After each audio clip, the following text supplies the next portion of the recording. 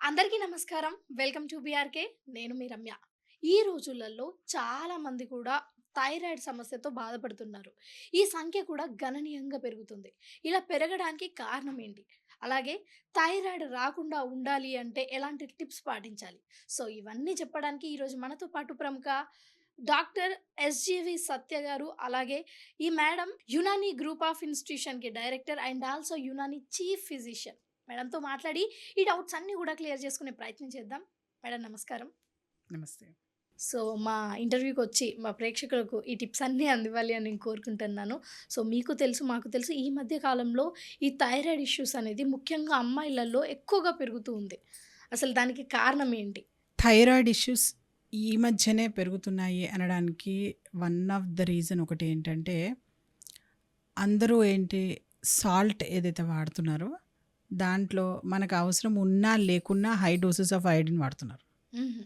అంటే అదొకటి government rule అయినా కానీ, సాల్ట్‌లో అలా మెయింటైన్ చేసినా కానీ, హ్మ్. బట్ యాక్చువల్‌గా చూడాలి అంటే గనక, ఈ అయోడైజ్డ్ సాల్ట్ తినక ముందు కన్నా అయోడైజ్డ్ సాల్ట్ తిన్న తర్వాత కేసెసే హ్మ్. ఎక్కువున్నాయి. నంబర్ 1 హుహు. అదొకటైతే గనక. రెండోదేంటంటే, ఎవరైతే రాత్రి తొందరగా నిద్రపోకుండా, హ్మ్. పొద్దున్నే తొందరగా నిద్ర లేవకుండా హ్మ్. లైఫ్ స్టైల్‌ని ఇలా మెయింటైన్ చేస్తున్నారో, హ్మ్.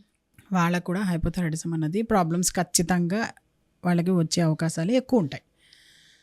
ఈ రోజుల్లో ఎందుకు ఎక్కువైంది అంటే, ఈ రోజుల్లో రాత్రి అసలు 8:30కి ఎవరు పడుకుంటున్నారు? హ్మ్. అవును.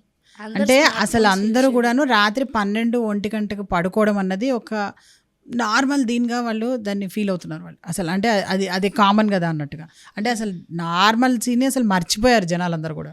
హ్మ్. అవును. దానివల్ల కూడా ఒకటి హైపోథైరాయిడిజం వచ్చే అవకాశాలు ఎక్కువ ఉంటాయి.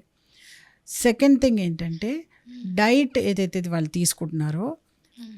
మొత్తం అంతా కూడాను వీలైనంత వరకు బయట ఫుడ్స్ లేకుంటే ప్రాసెస్డ్ ఫుడ్సే తీసుకుంటున్నారు. కానీ హ్మ్. వాళ్ళు సొంతంగా ప్రిపేర్ చేసుకోవడం అన్నది బాగా తగ్గిపోతుంది. అవును. దానికి బెస్ట్ ఎగ్జాంపుల్ ఏంటంటే, బయట ఎక్కడ చూసినా కానీ మీకు పెరిగిపోతున్న కర్రీ పాయింట్స్, పెరిగిపోతున్న ఫుడ్ హ్మ్. ఇవేవైతే ఉన్నాయో, హ్మ్. వీటి వల్ల కూడాను, ఓవర్ ఈటింగ్ వల్ల కూడాను హ్మ్. హైపోథైరాయిడిజం అన్నది పెరిగే అవకాశాలు ఎక్కువ ఉంటాయి. హ్మ్. రెండోది ఇవన్నీ కాక ఇంకా మనం కాజెస్ ఇంకొంచెం డీప్గా వెళ్ళి చూస్తే కనుక, మనం తినే ఆహార పదార్థాల్లో కూడాను విపరీతంగా కెమికల్ కంటెంట్ ఎక్కువైపోయినందువల్ల కూడా హ్మ్. ఇలా హైపోథైరాయిడిజం అన్నది పెరిగే అవకాశాలు ఉంటాయి. హ్మ్. స్ట్రెస్, ఆ తర్వాత స్ట్రెయిన్. ఆ స్ట్రెయిన్ కూడా ఎలా అంటే, మన బ్రెయిన్కి అన్యూజువల్ స్ట్రెయిన్. హ్మ్. ఇప్పుడు యూజువల్గా ఎవరికైనా సాయంత్రం 6కో 7కో వాళ్ళు ఇంటికి వచ్చేస్తున్నారు, వాళ్ళ జాబ్ అయిపోయింది. హ్మ్. అయిపోయిన తర్వాత మార్నింగ్ నుంచి ఈవినింగ్ వరకు ఎవరైతే సిస్టమ్స్ మీద కూర్చుంటున్నారో, హ్మ్. ఈ రోజుల్లో ఏంటంటే మనకి బాగా విపరీతంగా మెకనైజేషన్ బాగా పెరిగిపోయింది. హ్మ్. బాగా విపరీతంగా సిస్టమ్ వర్క్ పెరిగిపోయింది. అది హ్మ్. అన్నిట్లలోనూ వచ్చేసింది. హ్మ్. I'm not saying that it is bad. హ్మ్. కానీ అంత సిస్టమ్ వర్క్ అక్కడ చేసి వచ్చిన తర్వాత, మళ్ళీ ఇంటికి వచ్చిన తర్వాత మళ్ళీ సెల్ ఫోన్ చూసుకుంటూ అవును. కూర్చోవడము, మళ్ళీ టీవీలు ఇదైతే చాలా చూసుకుంటూ క్వైట్ కూర్చోవడము. కామన్ జరిగేది ఇప్పుడు. హ్మ్. అలా చేసేప్పటికి ఏమైపోతుందంటే, ఇంకా ఎక్కువ ఆ రేడియేషన్ హజార్డ్స్ వల్ల కూడా వాళ్ళకి ఇలాంటి హార్మోనల్ ఇంబ్యాలెన్సెస్ వచ్చేస్తున్నాయి. హ్మ్. థైరాయిడ్ ఒకటే కాదు, థైరాయిడ్ కానీ, డయాబెటీస్ కానీ, హ్మ్. హైపర్ టెన్షన్ కానీ, వేరే ఇతరత్ర ఎన్ని సమస్యలు ఉన్నాయో అవన్నీ కూడాను హ్మ్. మీకు one of the main reason ఉండేది ఇక్కడే. హుహు. అంటే సరైన నిద్ర లేకపోవడం, సరైన డైట్ లేకపోవడం. హుహు. ఈ 2 మెయిన్‌గా అనమాట. హ్మ్. తర్వాత ఇంకోటి ఏంటంటే, అస్సలు ఈ రోజుల్లో ఏంటంటే, పూర్వకాలంలో ఎలా అయితే మనకి ఉమ్మడి కుటుంబాలు ఉండేవో, హ్మ్. అలా లేనందువల్ల కూడా కొంత ఇబ్బంది పడుతున్నారు అందరూ. హ్మ్. అది దేనివల్ల మ్యామ్? ఎందుకు అంటే, ఇప్పుడు ఫర్ సపోజ్ ఇప్పుడు పిల్లలున్నారు ఇంట్లో. హ్మ్. ఇంట్లో పెద్దవాళ్ళు ఉన్నారనుకోండి. హ్మ్. మీకు ఆఫీస్‌లోంచి రావడం 5 నిమిషాలు లేట్ అయినా, హ్మ్.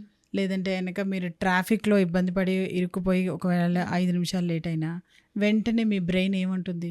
హ్మ్. ఇంట్లో పెద్దవాళ్ళు ఉన్నారు, వాళ్ళు చూసుకుంటారులెండి అన్న ఒక హ్మ్. రిలాక్సేషన్ ఉంటుంది. హ్మ్. లేనప్పుడు ఏమవుతుంది? అవును. ఇంకా ఇలానే స్ట్రెస్. కాకుండా ఇంటికెళ్ళిన తర్వాత వేరే వర్క్స్ చేసుకోవాలి హ్మ్. అని ఆ టెన్షన్ కూడా పోతుంది. ఇంట్లో ఎన్నో, వాళ్ళు అదొక్కటే చేసేస్తారులే అని. కాదు. అంటే ఆ ఒక్క 5 మినిట్స్ ఏదైతే మీరు లేట్ అయ్యారు కదా! ఆ 5 మినిట్స్ లేట్‌లో మీ బ్రెయిన్ పడే ఆ స్ట్రెస్ ఏదైతే ఉందో, దానివల్ల ఎంతో హార్మోనల్ ఇంబ్యాలెన్సెస్ వచ్చేస్తుంటుంది. ఇంకొకటి చిన్నగా క్లారిఫై చేయండి మ్యామ్. మీరు ఇంతకుముందు అన్నట్టుగా బయట ఫుడ్ అనేది చాలా నిజంగానే ఎక్కువైపోయింది. దానికి రీజన్ ఏంటి అంటే ప్రతి ఒక్కరు కూడా ఎంప్లాయ్‌మెంట్ అవ్వడం, ఎవరి స్కెడ్యూల్‌లో వాళ్ళు బిజీగా ఉండడం. సరే ఏం చేసుకుంటాంలే బయట తినేద్దాం ఈ ఒక్క పూటకి అనుకుని ప్రతిరోజు అలానే చేస్తున్నారు. సో, ఇది అయితే తగ్గదు. ఈ బయట ఫుడ్ రాంగ్. అహా! మీరన్నది రాంగ్. ఆ! టైం లేక కాదు. హ్మ్. లేదంటే గనక ఏమంటారు ఫుడ్ స్టఫ్ ఇదని కూడా కాదు. హ్మ్. వీళ్ళు ఏం చేస్తున్నారంటే టైం అన్నది పాస్ చేస్తున్నారు. టైం వేస్ట్ చేస్తున్నారు నిద్రపోకుండా. హ్మ్. అందువల్ల ఏమైపోతుందంటే మొత్తం డిస్టర్బ్ అయిపోతాం. హ్మ్. ఎవరైతే బై 6 కల్లా ఇంట్లో ఉంటున్నారో హ్మ్. వాళ్ళు 7 కల్లా డిన్నర్ చేసి 8:30 కల్లా పడుకున్నారనుకోండమ్మా, హ్మ్. మార్నింగ్ ఎన్నింటికి లేస్తారు? 3-5 మధ్యలో మెలకువ వస్తుంది. హ్మ్. ఎవరైతే 3-4 మధ్యలో మీరు లేస్తారో లేచిన వాళ్ళకి చాలా టైం ఉండదా? హ్మ్. హ్మ్. ఒక్క ఐటెం కాదు 10 ఐటెంలు చేసి 10 మందికి పట్టచ్చు. హ్మ్. కానీ వీళ్ళు ఏం చేస్తున్నారంటే ఆ బద్ధకం అనేది ఒకటి అలవాటు చేసుకుంటున్నారు జనాలు. అవును. వాళ్ళు వర్క్ చేయడం అలవాటు చేసుకోవట్లేదు. అండ్ కొంత ఇప్పటి జనరేషన్ మనం తీసుకుంటే కనుక తల్లిదండ్రులు కూడా దానిలో చాలా పాత్ర ఉంది. తల్లిదండ్రులు ఏం చేస్తున్నారంటే వాళ్ళ పిల్లలకి పనులు చెప్పట్లేదు. హ్మ్. పనులు చెప్పకపోయేసరికి ఏమవుతుందంటే పైగా హాస్టల్స్లో ఎక్కువగా చదివిస్తున్నారు అందరినీ. హ్మ్. ఇలా ఈవెన్ ఇఫ్ వాళ్ళకి ఇంటి నుంచి వెళ్ళి చదువుకునే అవకాశం ఉన్న మెట్రోపాలిటన్ సిటీస్లో కూడా వాళ్ళ తల్లిదండ్రులు వాళ్ళని హాస్టల్స్లోనే వేస్తున్నారు. హ్మ్. ఇలా వేసేప్పటికి ఏమైపోతుందంటే వాళ్ళకి అసలు వండడం కానీ ఇవన్నీ చేయడం కానీ అలాంటివి బాగా తప్పిపోతున్నాయి అన్నీ కూడా. హ్మ్. కరెక్ట్ టైం పడుకున్నారనుకోండి మీకు ఖచ్చితంగా టైం ఉంటుంది. హ్మ్. 1 కానీ అవర్ 2 ఇప్పుడు అవర్స్ బయట టైం తీయలేము అని బయట అనేది ఫుడ్ ఉండదు. బయట ఫుడ్‌కి అలవాటు పడిపోయి ఆ రుచికి కూడా ఇలా ఇంకా అడిక్ట్ అయిపోయి తింటున్నారు. బట్ ఆ తినే ఫుడ్‌లో కూడా కొంచెం ఏదైనా బెస్ట్ ఫుడ్ చెప్తే నెక్స్ట్ టైమ్ తినేటప్పుడు దాన్ని ప్రిఫర్ చేస్తారు మా వ్యూవర్స్. మెయిన్గా ఎప్పుడైనా సరే హైపోథైరాయిడిజంని మనం కంట్రోల్లో పెట్టాలి అంటే కనుక హ్మ్. దానికి బెస్ట్ థింగ్ ఏంటంటే మోర్ అండ్ మోర్ ఫ్రూట్స్, హ్మ్. మోర్ అండ్ మోర్ వెజిటబుల్స్ హ్మ్. ఇవే ఎక్కువగా తీసుకోవాలి. హ్మ్. నాన్ వెజిటేరియన్స్ ఎవరైతే ఉంటారో వాళ్ళు సీ ఫుడ్స్ కూడా తీసుకోవచ్చు.